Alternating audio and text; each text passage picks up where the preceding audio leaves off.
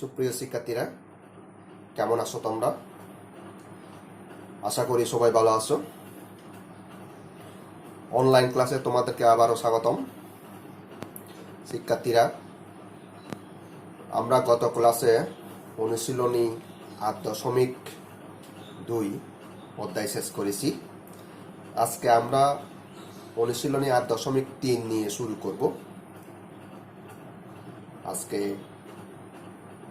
অনুশীলনী 8.3 আমরা প্রথমে অনুশীলনী অঙ্ক করার আগে আমাদেরকে এখানে চতুর্ভাগ সম্পর্কে কিছু ধারণা থাকতে হবে।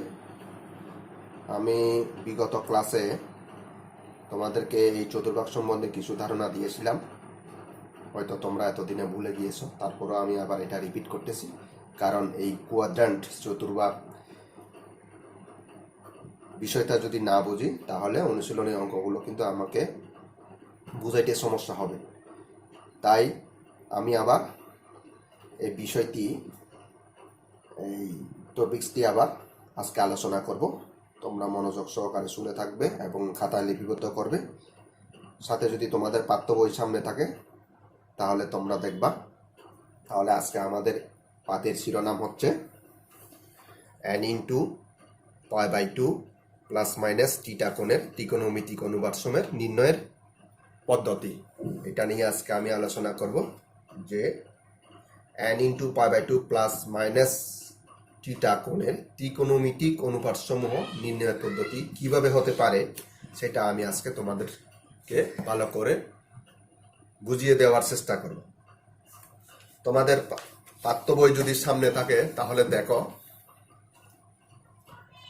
এই 183 পৃষ্ঠা তোমাদের পাঠ্য বইয়ে দেখো উল্লেখ আছে। এখানে দেখো তোমাদের পাঠ্য বইয়ে 183 পৃষ্ঠায় নিয়মটি খুব সুন্দরভাবে দেওয়া আছে। দেখো, অর্থাৎ নিম্নোক্ত পদ্ধতিতে যে কোনো ত্রিকোণমিতিক কোণের অনুপাতসমূহ নির্ণয় করা যায়। প্রথমে আমি আগে থিওরিগুলো পড়তেছি, দেখো, সাথে সাথে এগুলো আলোচনা করব। প্রথমে প্রদত্ত কোণকে দুই ভাগে ভাগ করতে হবে, যার একটি অংশ π/2, তার রেডিয়ান হচ্ছে π/2। এমনি যদি চাপমূলক বলে আমি 90 ডিগ্রি বা π/2 এর n গুণিতক এবং অপরটি সূক্ষ্ম কোণ। এখানে দেখা যাচ্ছে n গুণিতক, অর্থাৎ গুণিতক হচ্ছে 1 2 3 4 5 6 7 ইত্যাদি হতে পারে। আর এটা হচ্ছে 90 ডিগ্রি, সবসময় 90 ডিগ্রি হতে হবে। আর প্লাস মাইনাস থিটা, আর এই থিটা কোণটা হবে আমার সবসময় সূক্ষ্ম কোণ, ঠিক আছে? 90 ডিগ্রি থেকে ছোট সূক্ষ্ম কোণ হতে হবে। তখন প্রদত্ত কোণকে আমরা এত আকারে প্রকাশ করতে পারবো, অর্থাৎ যে কোনো কোণকে আমরা এত আকারে প্রকাশ করতে হবে। n into π/2 plus minus theta, এই আকারে কোণকে আমাকে প্রকাশ করতে হবে, ঠিক আছে? এখন দেখো, যখন আমার এই n দেখতে পাচ্ছ, n যখন গুণিতক হবে, n যখন জোর হবে, দেখো আমার যখন n জোর হবে, n জোর হলে দেখো, n যদি জোর হলে তাহলে কি হবে, দেখো আমার অনুপাতের ধরন কি হয়ে যাবে। অনুপাতের ধরনগুলো কি হবে তখন দেখো, n যদি আমার জোর হয় তাহলে তখন কি হবে আমার, অর্থাৎ অনুপাত কোনো পরিবর্তন হবে না, অর্থাৎ সাইন অনুপাত কি থাকবে, সাইন অনুপাত সাইন থাকবে, ঠিক আছে? কস অনুপাত কস থাকবে, অর্থাৎ কোনো পরিবর্তন, কি অনুপাতগুলো কোনো পরিবর্তন হবে না, যেই অনুপাত থাকবে সেই অনুপাতই থাকবে। আবার যখন n বিজোড়, যখন আমার n বিজোড় হবে, n বিজোড় হলে সাইন অনুপাত কি হবে, দেখো সাইন অনুপাত কস, তখন সাইন অনুপাত কি হবে, কস অনুপাত থাকবে। সাইন অনুপাতটা হবে কস আর কস অনুপাতটা হবে সাইন, বিপরীত, ঠিক আছে? ট্যান অনুপাত কট হবে, কট অনুপাত ট্যান থাকবে। তারপর সেক যদি থাকে তখন কি হবে, দেখো অর্থাৎ কোসেক থাকলে সেক, সেক অনুপাত কি হবে কোসেক, কোসেক অনুপাত সেক থাকবে। ঠিক আছে, অর্থাৎ এগুলো পরিবর্তন হবে। সাইন থাকলে সাইন অনুপাত কস থাকবে, অর্থাৎ কস অনুপাত হবে। কস অনুপাত যদি থাকে সাইন থাকবে, ট্যান অনুপাত থাকলে কট থাকবে, এইভাবে অর্থাৎ বিপরীত হয়ে যাবে। ঠিক আছে, যদি এন বিজোড় হয় অনুপাতগুলো পরিবর্তন হবে, আর এন জোড় হলে অনুপাত কোনো পরিবর্তন হবে না। ঠিক আছে, তো এখন দেখো তাহলে আমাকে এখন n into pi by 2 plus minus theta কোণের অবস্থান এখন কোন চতুর্ভাগে, এখন চতুর্ভাগটা আমাকে জানতে হবে। চতুর্ভাগ আমি এর আগে তোমাদেরকে দেখাইছি, প্রথম চতুর্ভাগ, দ্বিতীয় চতুর্ভাগ, তৃতীয় চতুর্ভাগ। ঠিক আছে, সেই অনুযায়ী আমাদেরকে এই অনুপাত কোন চতুর্ভাগে অবস্থিত এবং সেই যে চতুর্ভাগের অবস্থিত সেই চতুর্ভাগের মতো কোন কোন অনুপাত পজিটিভ আছে সেটাও দেখতে হবে। তাহলে আমি আবার চতুর্ভাগটা দেখতে পাচ্ছি, দেখো এটা হচ্ছে আমি 90 ডিগ্রি, 180 ডিগ্রি, এটা হচ্ছে 270 ডিগ্রি, এটা হচ্ছে 360 ডিগ্রি, এটা হচ্ছে প্রথম চতুর্ভাগ। দেখো এটা আমি গত ক্লাসেও দেখাইছি শিক্ষার্থীরা। দ্বিতীয় চতুর্ভাগ, কারণ এগুলো বুঝতে হবে ভালো করে, এটা যদি এই চতুর্ভাগটা যদি না বুঝো তাহলে এই অধ্যায়টা কিছুতেই বুঝতে পারবে না। তৃতীয় চতুর্ভাগ ভালো করে খেয়াল করা, এটা সারা জীবনে তোমাদের লাগবে, চতুর্ভাগ ছাড়া কোনো কাজ হবে না। চতুর্থ চতুর্ভাগ এবং প্রথম চতুর্ভাগ কি হবে, সকল পজিটিভ, ওটা অল, এখানে অল পজিটিভ, এখানে সকল অনুপাত কি হবে পজিটিভ। আমাদের 6টা অনুপাত আছে, সাইন, কস, ট্যান, কট, সেক, কোসেক। ঠিক আছে, এই চতুর্ভাগের মধ্যে যদি, যেহেতু আমরা জানি এই কোণটি প্লাস থাকলে ঘড়ির কাঁটার বিপরীত দিকে ঘুরবে, আর মাইনাস থাকলে ঘড়ির কাঁটা বরাবর ঘুরবে, সে অনুযায়ী তাহলে যেই অনুপাতে থাকুক না কেন এই কোণটি, যেই চতুর্ভাগে আসুক সেই চতুর্ভাগ অনুসারে তার চিহ্ন পরিবর্তন হবে এবং গুণিতক অনুসারে অনুপাত চেঞ্জ হবে। ঠিক আছে, তাহলে এখন দ্বিতীয় চতুর্ভাগে আমার কি কি পজিটিভ দেখো, সাইন পজিটিভ আর কি কোসেক পজিটিভ। তৃতীয় চতুর্ভাগে ট্যান পজিটিভ, কট পজিটিভ। তার চতুর্থ চতুর্ভাগে কস পজিটিভ আর কি সেক পজিটিভ। ঠিক আছে, এগুলো মুখস্থ রাখতে হবে তোমাদেরকে, যে দ্বিতীয় চতুর্ভাগে কি সাইন পজিটিভ, কোসেক পজিটিভ। বাকি অনুপাতগুলো যদি এখানে ঘুরে আসে এখানে, তাহলে সেগুলো নেগেটিভ হবে। ঠিক সিমিলারলি তৃতীয় চতুর্ভাগে একই, ট্যান পজিটিভ, কট পজিটিভ, বাকিগুলো নেগেটিভ। চতুর্থ চতুর্ভাগে কস পজিটিভ, সেক পজিটিভ, বাকিগুলো নেগেটিভ হবে। আর প্রথম চতুর্ভাগে যেহেতু অল পজিটিভ, সরি। তাহলে দেখো এখন, তাহলে আমরা এই চতুর্ভাগ সম্পর্কেও আমাকে ধারণা থাকতে হবে, কারণ কোন চতুর্ভাগে ঘুরে আসতেছে সেই চতুর্ভাগের অনুপাত পজিটিভ নাকি নেগেটিভ, সেই অনুযায়ী চিহ্ন পরিবর্তন হবে। ঠিক আছে, তাহলে আমরা জানি এখন কোনটি আমাকে n into pi by 2 plus minus theta এই আকারে কোনটি প্রকাশ করতে হবে। আর n হচ্ছে এখানে গুণিতক, n যদি জোড় হয় তাহলে অনুপাতের ধরন একই থাকবে, n যদি বিজোড় হয় অনুপাতের ধরন কি পরিবর্তন হবে। ঠিক আছে, তো এখন সেই সাথে সাথে আমাকে চতুর্ভাগটা ভালো করে জেনে নিতে হবে, যে প্লাস থাকলে যদি প্লাস হয় n into pi by 2 plus theta থাকলে ঘড়ি কাঁটার বিপরীত দিকে কোনটি ঘুরবে, আর যদি মাইনাস থাকে ঘড়ি কাঁটা বরাবর ঘুরবে। যেখানে অবস্থান করবে সেখানে দেখতে হবে আমার সেই অনুপাতটি পজিটিভ নাকি নেগেটিভ। ঠিক আছে, এই অনুসারে কোনটির মান পজিটিভও হতে পারে, নেগেটিভও হতে পারে, এবং গুণিতকের মান জোড় বিজোড় অনুসারে অনুপাত বসবে। তাহলে আমরা এখন একটা এক্সাম্পল দেখি। দেখো, মনে করো এখানে তোমাদের যে উদাহরণ দেখো দেওয়া আছে, মনে করো সাইন 10 phi প্লাস থিটা। দেখো খেয়াল করবা কিন্তু এখানে আমার কিন্তু সব সময় অনুপাতটা দেওয়া আছে n into π/2 plus minus theta, সেটা প্লাসও হতে পারে মাইনাসও হতে পারে। ঠিক আছে, এখন আমি এটাকে কিভাবে ফলো করব, n into π/2 plus minus theta, এটাকে কি করব দেখো, tan পাই প্লাস থিটা আছে, কিন্তু n ইন্টু π/2 যেভাবে হোক আমাকে π/2 স্ট্রাকচার তৈরি করতে হবে। তাহলে সেই ক্ষেত্রে দেখো আমরা কিভাবে করতে পারি, সাইন ইন্টু, যেহেতু π/2 করতে হলে আমাকে এটা ট্যানটাকে 20 করতে হবে, 20 ইন্টু π/2 প্লাস থিটা।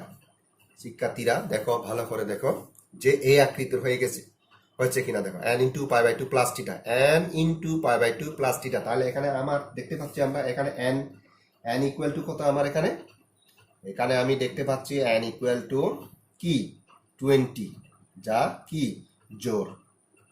তাহলে অনুপাতের ধরন কি হবে, এখানে অনুপাত সাইন আছে, তাহলে যেহেতু জোর আছে সাইন অনুপাত সাইন থাকবে।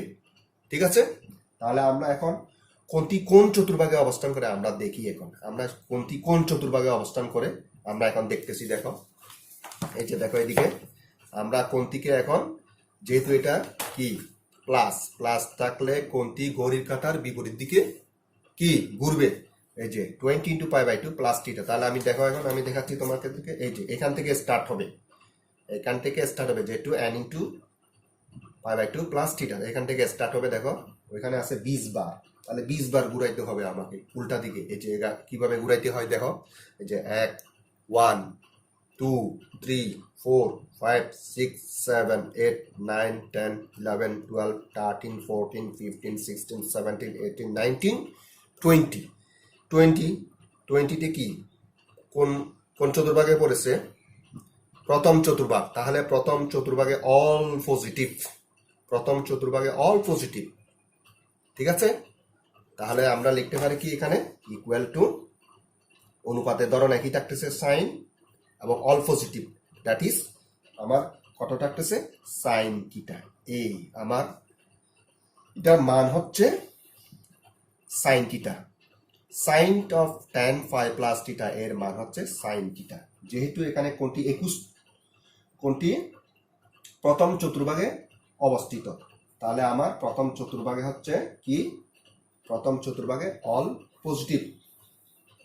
ঠিক আছে, তো আশা করি শিক্ষার্থীরা তোমরা বুঝতে পেরেছ। আমি আরেকটা দেখাচ্ছি, দেখো আমি আরেকটা দেখাচ্ছি,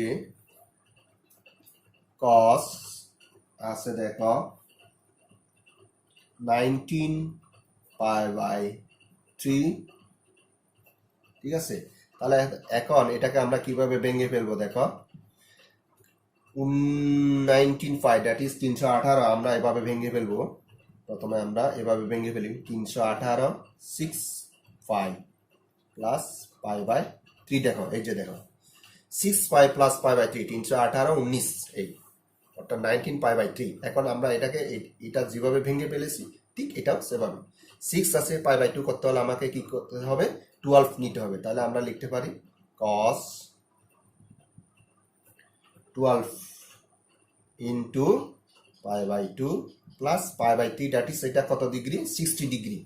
তাহলে এখানে কি এখানে n সমান কত হচ্ছে 12, যা জোর। ঠিক আছে, তাহলে এখন আমার চতুর্ভাগ আবার এই কোন চতুর্ভাগে অবস্থিত এটা আবার দেখতে হবে। তাহলে আমরা দেখি এখন, তাহলে শিক্ষার্থীরা তাহলে এখন দেখো কোন চতুর্ভাগে অবস্থিত আমরা দেখি এখন। তাহলে গুণে দেখি, এটাও বিপরীত দিকে ঘুরবে যেহেতু প্লাস আছে। তাহলে গুণে দেখি, দেখো এই যে 1 2 3 4 5 6 7 8 9 10 11 12। তাহলে আমরা এটাও দেখতে পাচ্ছি প্রথম চতুর্ভাগে অবস্থিত। প্রথম চতুর্ভাগে কি অল পজিটিভ, প্রথম চতুর্ভাগে অল পজিটিভ এবং গুণিতক জোর। তাহলে অনুপাত একই ধরন থাকবে, যেহেতু বলেছে গুণিতক যদি জোর থাকে অনুপাতের ধরন কোনো পরিবর্তন হবে না। তাহলে cos আছে, cos থাকবে এবং পজিটিভ। ঠিক আছে, তাহলে cos π/3। তো cos π/3 আমরা জানি যে cos 60 ডিগ্রি হচ্ছে হাফ। তোমরা যদি রেডিয়ানটা না বোঝো তাহলে আমরা এভাবে নিয়ে আসতে পারি, cos 60 ডিগ্রিও লিখতে পারি। cos 60 ডিগ্রি হচ্ছে হাফ, এই। ঠিক আছে, তো শিক্ষার্থীরা তোমাদেরকে আমি আবার আরেকটা দেখাচ্ছি, দেখো এটা আরেকটা দেখাচ্ছি প্রবলেম দেখো, তোমরা না বুঝলে আমাকে কমেন্ট করে অবশ্যই জানাবে এবং মেসেজ করে জানাবে, আমি যতটুকু পারি তোমাদেরকে বোঝানোর চেষ্টা করবে। এটা খুবই কিন্তু গুরুত্বপূর্ণ তোমাদের সায়েন্সের জন্য, খুবই গুরুত্বপূর্ণ। এটা ছাড়া কোনো হায়ার ম্যাথ তোমরা ত্রিকোণমিতি ধরতে পারবে না, ঠিক আছে? আমি আবার দেখাচ্ছি, দেখো নাম্বার এক্সাম্পল 10/11 π/6। তাহলে দেখো এটাকে আমরা কিভাবে ভেঙে ফেলবো, আগের মতো 6 দুগুণে 12। আমরা ভগ্নাংশ থাকলে সবসময় এই নিচের কত আছে ওইটার গুণিতক হিসাব করবা, ঠিক আছে? যেমন এর আগে এর আগেরটা যেটা করেছি গুণিতক 3 ছিল, তাহলে 3 নম্বরটা 318, 18 সাথে 1 যোগ করলে 19, ঠিক সদ্রূপ 6 নম্বরটা বলবো 6 দুগুণে 12, 12টা গেলে কত 11। তাহলে এভাবে আমরা কি ভেঙে ফেলবো, তাহলে 6 দুগুণে 12 দ্যাট ইজ টুয়াইস 5, ঠিক আছে? মাইনাস বিয়োগ দিতে হবে π/6, ঠিক আছে? এখন 2π/কে আমরা n ইন্টু সবসময় n into π/2 plus minus theta আকার আমাকে করতে হবে। তাহলে দেখো এখন tan 2 আছে, তাহলে আমি কি এটাকে কত লিখতে পারি, 4 ইন্টু π/2 লিখতে পারি, দেখো মাইনাস π/6, ঠিক আছে? তাহলে এখানে n সমান কত, n সমান হচ্ছে এখানে 4, তাহলে n সমান 4 মানে এটাও জোর, তাহলে জোর হলে কি হবে, tan অনুপাত থাকতেছে। এখন আমরা কি করব, এটাকে এই মাইনাস আছে দেখো, এটা ঘড়ি কাঁটা বরাবর ঘুরবে, তাহলে এখন 4 বার ঘুরাইতে হবে। 4 বার ঘুরাই দেখি আমরা, 4 বার ঘুরাইলে দেখলে কি হয়, দেখো এই যে এখন এই দিক থেকে 1 2 3 4, দেখো এই দ্বিতীয় চতুর্ভাগ। তাহলে দেখো দ্বিতীয় চতুর্ভাগে কিন্তু আমার সাইন পজিটিভ কোসেক পজিটিভ, কিন্তু আমার ওইখানে অনুপাত আছে কত, tan। তাহলে tan আমার এখানে দ্বিতীয় চতুর্ভাগে tan কি, tan হবে কি নেগেটিভ। তাহলে আমার কি হবে মাইনাস tan, কত হবে মাইনাস tan π/6। শিক্ষার্থীরা দেখো ভালোভাবে দেখো, বুঝতে পারছো কিনা? যেহেতু 4 হচ্ছে আমার গুণিতক, গুণিতক থাকলে গুণিতক যেহেতু জোর আছে, তাহলে tan এর অনুপাত কোনো পরিবর্তন হবে না, সেই জন্য tanই থাকবে। আর সূক্ষ্মকোণটাও এখানে বসবে, কোণ কনভার্ট হয়ে পরিবর্তন হয়ে π/6 সূক্ষ্মকোণ বসবে।